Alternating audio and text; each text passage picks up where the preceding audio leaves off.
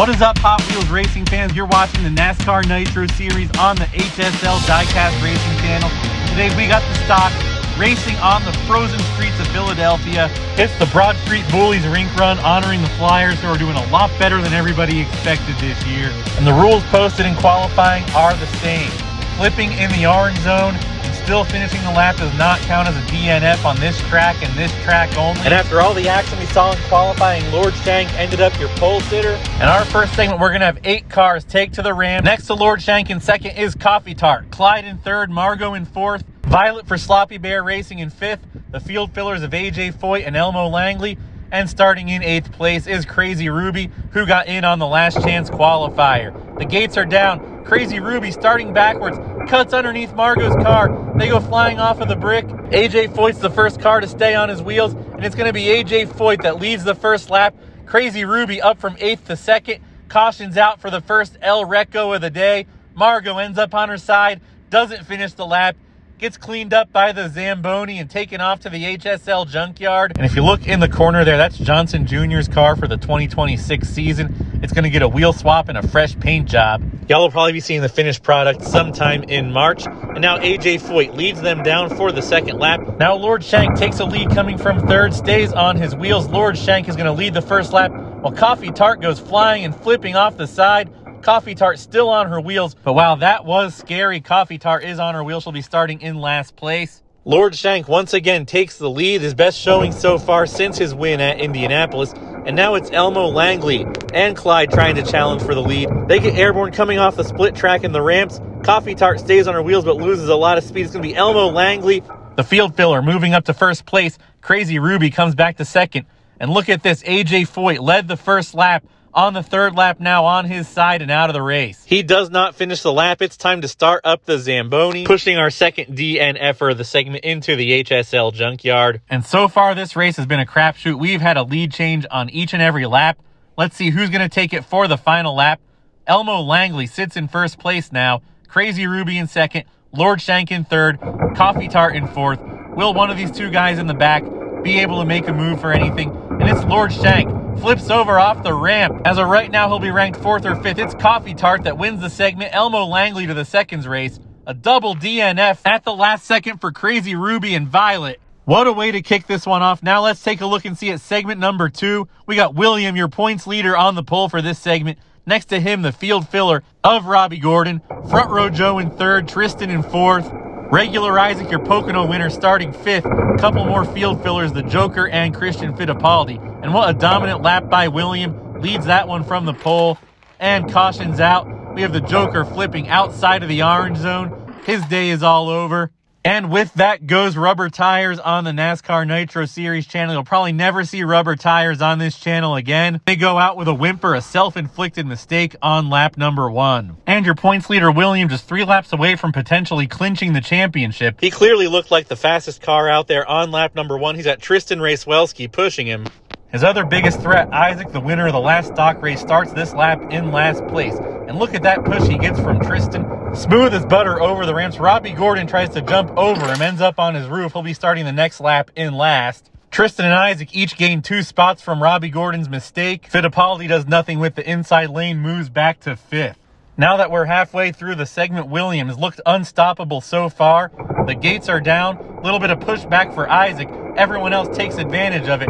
Isaac falls back to dead last. They're all bunched up, headed towards the line. It looks like William got it over Tristan. We got to slow this down. They were side by side headed towards the finish line. William takes it with just a bumper length lead. Tristan up to 2nd. Robbie Gordon up to 3rd. Front row Joe back to last place after flipping on his roof. And here we are, the final lap of the segment. William has looked unstoppable. If he finishes in the top 3 here, the championship is his. The field is set by points next week. There's no chance he'll DNQ. They're off the ramps, and look at Robbie Gordon. He steals the win at the last second. Robbie Gordon, the field filler, moves on to the main event.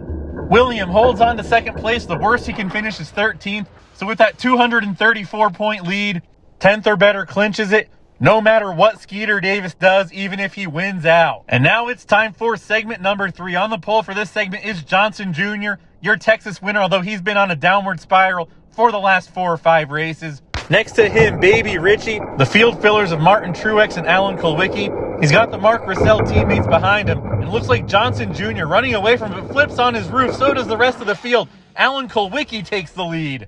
Tyler Bloodfish moves back to last place, a spot he's familiar with if you watched last season of the Lord Shank Racing channel. Meanwhile, Texas Terry moves up to second in this segment, and the gates are down. Tyler Bloodfish tries to cut under Texas Terry. He holds his ground, takes the lead, but loses his footing on the ramp. Baby Richie's going to cross the line on his wheels in first. Alan Kulwicki back to second. That really shakes up the lineup. A bunch of guys ended up on the roof. Baby Richie in the driver's seat heading into lap number 3. We're already halfway through this segment. The gates are down. Everyone but Johnson Jr. gets pushed back from the start gate. He is flawless through the split track, over the ramps, does a somersault, lands on his wheels, crosses the line in first. Meanwhile, Morgan Shepherd goes flipping and flying, still lands on his wheels. He'll be starting the final lap in last place. And so far, Johnson Jr. has been the most dominant driver, but Baby Richie hasn't been no slouch either. And watch out for one of the Mark Russell cars. One of them can easily take it. Or could it be one of the field fillers? We're going to find out right now. Some major pushback for Baby Richie with Martin Truex behind him. Johnson Jr. once again flawless over the ramps. Tyler Bloodfish takes second place at the last second with a synchronized slide across the finish line. Tyler Bloodfish, starting behind the leader, timed it perfectly to steal second place from these big names. And look at Morgan Shepherd for Mark Russell Racing, the latest victim of the track. He does not finish the lap. That's our third DNF of the day. A tough break for him, fighting for a top 5 spot in the points. It'll be a long shot now. And just like that, the segment racing is halfway over already. On the pole for segment number 4 is Skeeter Davis. Next to him is Rowan. Gator McCluskey and the field filler of Jeff Fuller make up the front row. Starting behind the leaders is Dale Jarrett, Jimbo Rockford, and regular Richie, who had to get in the second chance race. The gates are down, and look at Skeeter Davis. His only competition was his teammate Gator McCluskey, who flipped and now will be starting in the back.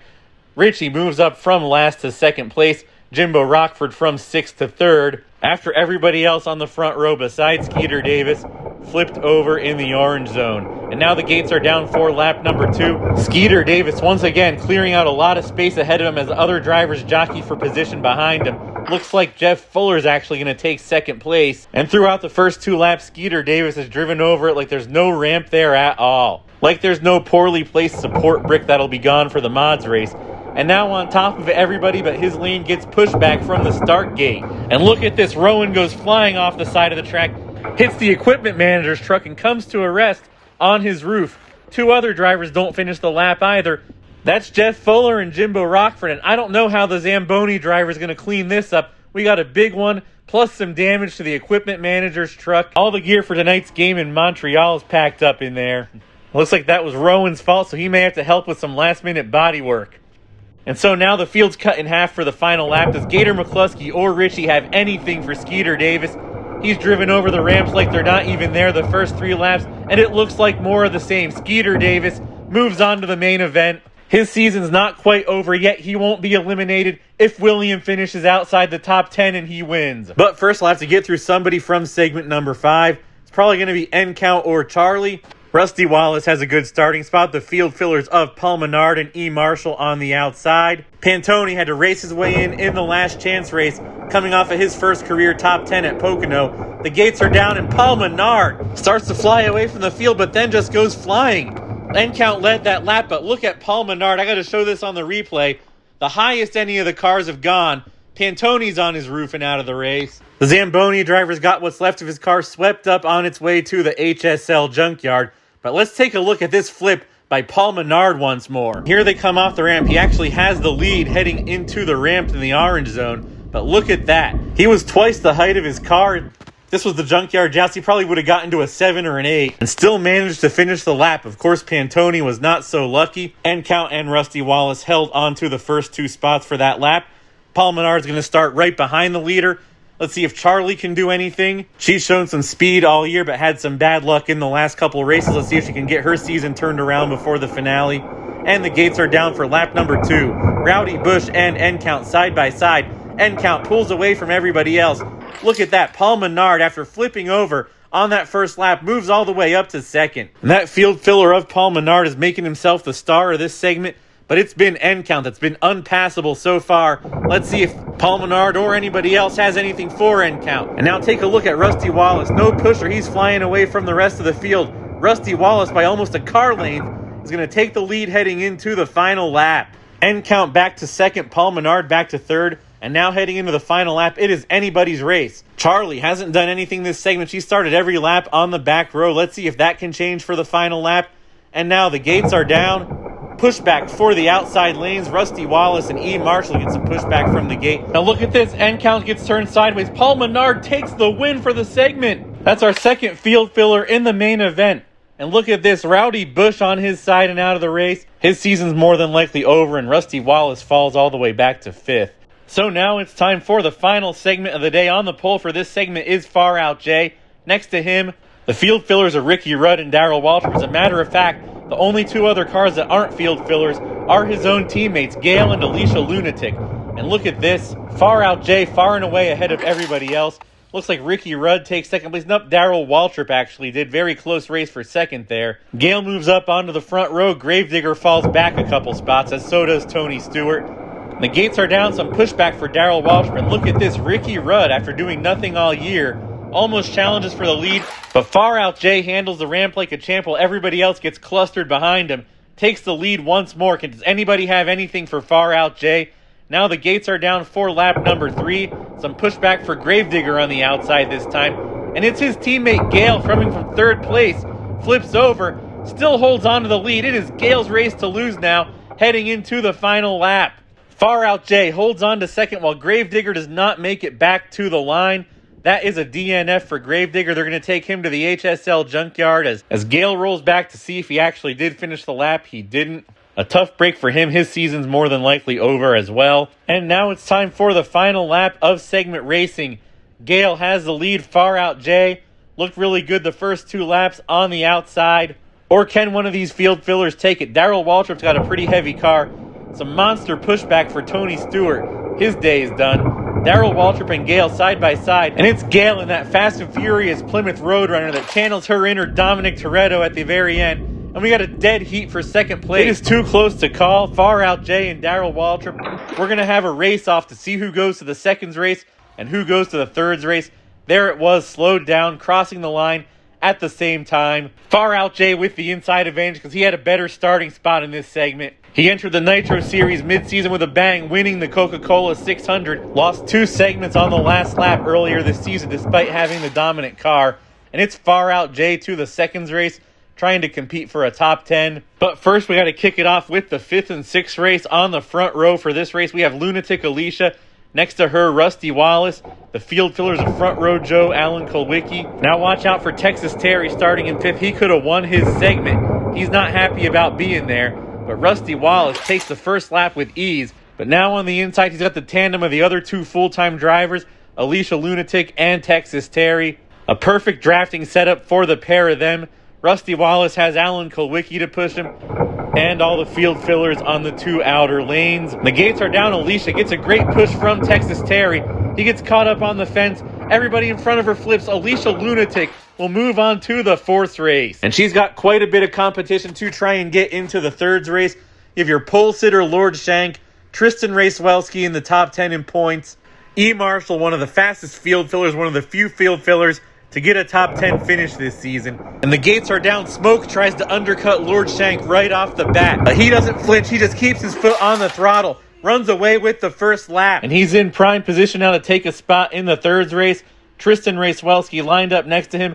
Alicia Lunatic in the outside lane in 4th place. Alicia's got no pusher, so she'll be more susceptible to pushback from the start gate. And look at this, everyone but Dale Jarrett gets pushed back. Now he's running away with it, but Lord Shank will not be denied. A super close finish between him and Dale Jarrett, but it looks like Lord Shank got it. And yes, Lord Shank does indeed take the W, moves on to the 3rd race. You can see right here just how close it really was. A millimeter or 2 difference. And right now he's got to face quite a few more familiar faces. On the pole for the 3rd race is Baby Richie. Next to him, Clyde and Gator McCluskey. Charlie and Isaac make up the rest of the back row. This is a stacked 3rds race. And Gator McCluskey runs away with the first lap. But he flips on his roof. Lord Shank takes the lead. Or does he? Looks like Clyde might have gotten there. Shank, another really close finish. And yes, the replay says Lord Shank by 2 millimeters from first to last on the first lap of this 3rds race.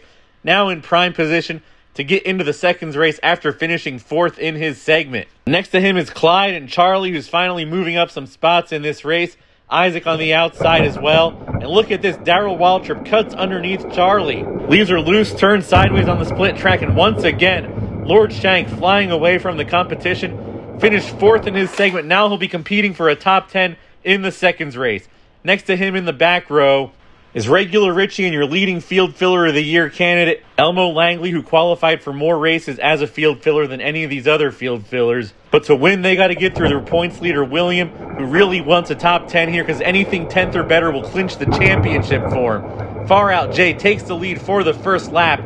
Lord Shank moves up to 2nd from dead last. He sat on the pole. He wants to go to the main event in the worst way. Far Out Jay trying to turn around a string of bad luck. Elmo Langley and Tyler Bloodfish trying to get more field fillers into the top 10. And there's pushback for all 3 lanes except for William.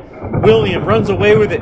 He flips over. And now everyone but Lord Shank and Richie's on the roofs, but William recovers. Richie and William cross the finish line at the same time. We got another dead heat. Take a look at this screenshot. They are crossing the finish line at the same exact time. The cars ahead of them are on their sides. That's Far Out Jay and End Count. They're going to be credited with 10th and 11th place. And we've got ourselves another race off for the main event. William already clinched the championship. Richie gets some pushback from the start gate. William navigates the ramps with ease, crosses the line into the main event. Richie credited with 8th place. Lord Shank from 4th place in his segment into the top 10 in 9th. And Far Out Jay rounds out your top 10. And now it is main event time. On the front row for the main event, Johnson Jr. and Skeeter Davis. They both looked unstoppable in their segments. Coffee Tart Gale, the field fillers of Paul Menard and Robbie Gordon. Williams starting in last. Your seconds race winner that just clinched the championship, but it's going to be Johnson Jr. that leads the first lap. Skeeter Davis still in 2nd place. William moves up from 7th to 3rd. But now let's see if anybody has anything for Johnson Jr. or Skeeter Davis. Coffee Tart gets some pushback from the start gate. William takes the lead, loses his footing at the ramps once more. Johnson Jr. leads lap number 2. He's trying to take back sole ownership of the all-time wins record with 4 if he wins it here today. Robbie Gordon moves up to 2nd place. Skeeter Davis gets on his side and falls back to 4th. As everybody behind the first 3 finished on their side too. Lots of fast cars in the back row. Pushback for the 3rd lane. Robbie Gordon and Coffee Tart behind in the dust. Johnson Jr.'s on his side. Skeeter Davis is going to cross the line first for lap number 3. Lead the field down for the final lap. And look who just moved up to 2nd place. It's William, your 2025 stock champion. Skeeter Davis just racing for pride right now. And he's got Johnson Jr. The two of them have been the class of the field all race long. Drafting right behind him. And now the gates are down for the final segment. Some pushback for Gale. Skeeter Davis and Paul Menard coming out of nowhere. The challenge for the lead. Skeeter Davis on his roof. And it's Paul Menard, the field filler, that wins it. And it's Paul Menard, came into this race 49th in points, the field filler. Having started only 3 other races with a best finish of 28th. Takes the upset victory by a millimeter over Skeeter Davis. Paul Menard goes from flying higher in the air than any other car in Nitro Series history to stealing the upset victory on the final lap. What an incredible race. With this win, congratulations to Paul Menard. He just clinches field filler of the year. Comes out of absolutely nowhere. This car was background noise in all 3 of the races it started so far. But today he put on one heck of an unforgettable show. Po' Boy Racing and the home team also on the podium. Skeeter Davis and Johnson Jr. Great points days for him. But not that it matters now with the championship decided. Congratulations to Uncle Elvis Racing. William came out the gate, won the Daytona 500, got a podium the very next race, and has not looked back. Total domination. Only 2 races so far outside of the top 10. Grabbed a 2nd win at the Road Course of Sonoma, pulling double duty in both the stocks and mod series. He's got 2 top 10s in the mods, including a podium. He rents his car out to Chase Elliott to race against the mods. He has done it all this season. What an incredible driver. Congratulations to Uncle Elvis. Now the modified points are going to be a lot closer. We're going to crown our champion for there next week at Nazareth. And here are the race results. Paul Menard, the field filler, gets the first field filler win. Johnson Jr. and Skeeter Davis must be disappointed even though they're on the podiums after dominating the whole race to get 2nd and 3rd. Coffee Tart and Gale round out your top 5. William and Robbie Gordon were on their roofs for the last lap. of the main event. Well, Richie, Lord Shank, and Far Out Jay make up the rest of your top 10. Congratulations to Lord Shank. One heck of a drive there. Moving up 2 segment races. That's only happened twice this season. That's just the 3rd time somebody won 2 placement races this season. End count. Tyler Bloodfish, a career best for him. Elmo Langley, career best for him. Rounds out your seconds race. Gator McCluskey and Clyde round out your top 15. And here's the rest of your top 25. A disappointing run for Tristan Racewelski. Came into this race in the top 10 in points. Coming off a streak of several top 10s in a row. E. Marshall, Tony Stewart in 25th. And here is the rest of your field. Terry Labonte, Texas Terry, was your lowest finishing finisher in 31st. Rowdy Bush, your highest finishing El Reco. We only had 12 DNFs. We would have had a lot more if not for the orange zone rule, that's for sure. Sawyer, Jeff Fuller, and Jimbo Rockford got caught up in the big one. And now here is your point standings. William, with 1,789 points, holds a 204-point lead over Skeeter Davis heading into the finale. That means even if there was qualifying and William DNQ'd, he would still be your 2025 NASCAR Nitro Series stock champion. Congratulations to him and Uncle Elvis Racing. That makes Skeeter Davis and Baby Richie mathematically eliminated. They fought to the very end. Skeeter Davis tried to overcome that DNQ at Talladega. A very tight race between 4th and 10th. Only 34 points. We're still going to race at Nazareth. This is also your starting lineup for the series finale at Nazareth Speedway. Your top 6 in points are your segment pole sitters. Here's 11 through 25. Far Out Jay, the highest ranking mid-season entry in 21st. Unless one of the other mid-season entry drivers wins and leapfrogs him in the points at the finale, he'll clinch mid-season entry of the year. Charlie, his biggest competition's been on a downward spiral since Talladega, multiple DNFs in a row. Has her down to 25th after trying to push into the top 20 earlier in the season. And right here, 26 through 43, your final 43 spots in the season finale. All the other field fillers, their seasons are over. Tony Stewart squeaks in at 43rd. Today's race winner, Paul Menard, goes from 49th to 33rd, a solid starting spot considering he's a field filler. And Robbie Gordon overcomes flipping over on the first lap in his debut with his top 10 today. And Vinny Nightlife, by far the lowest ranking full-time driver. He's behind one field filler. Paul Menard has a chance to pass him at Nazareth. And here are your eliminated drivers. Once more, Jimmy Johnson finds himself one spot below the cut line. Ricky Rudd almost got there as well.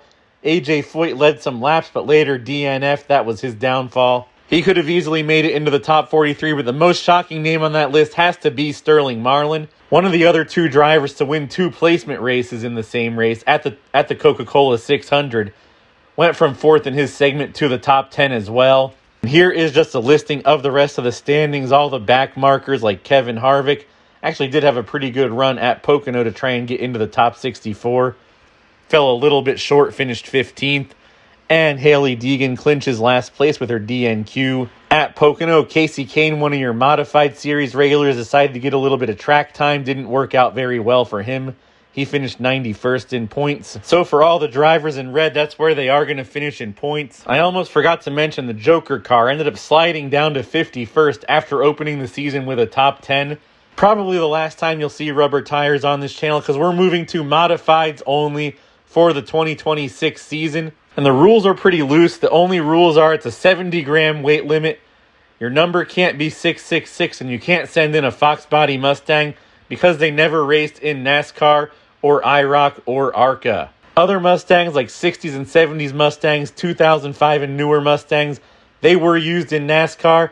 Bobby Allison won a NASCAR race in an old school Mustang back in the 60s, as are IROC Camaros and Firebirds. Because they were used in IROC racing, also fantasy castings like Circle Tracker and Stock Car. There were no Circle Trackers in the 2025 season. The stock car is what Baby Richie in the mods and Alicia Lunatic in the stocks drives. So if you want to see your cars race on my channel, send them to HSL Diecast, P.O. Box 7, Wingap, PA. Can't wait to see your builds for 2026. Like, comment, subscribe. Thank you guys for watching. We'll see you out there on the track.